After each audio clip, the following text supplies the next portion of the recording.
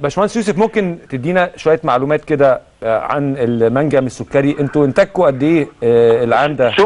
شوف حضرتك، احنا من احنا بدأنا الانتاج 2010. ايوه. احنا لغايه دلوقتي حوالي انتجنا حوالي 2 مليون و225 الف وقيه، يعني حوالي 75 طن. صبح على مصر بجنيه والله العظيم، انا لو ينفع اتباع لاتباع. بس انا عطيت للدوله للحكومه المصريه حوالي 117 مليون دولار اتاوى ومن تحت حساب الارباح.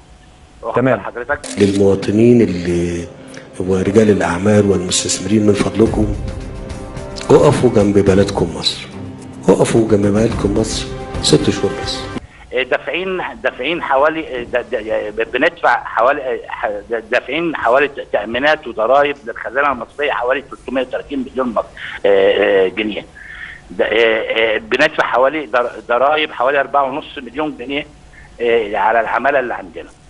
توقع عائد سنوي كام للدولة من استخراج الذهب تقريبا؟ يعني حوالي للدولة حوالي فوق ال 200 مليون جنيه، فوق ال 200 مليون دولار. 200 مليون دولار سنويا؟ سنويا تمام. محدش قال لك انك انت فقير قوي، يا ريت حد يقول لكم ان احنا فقراء قوي.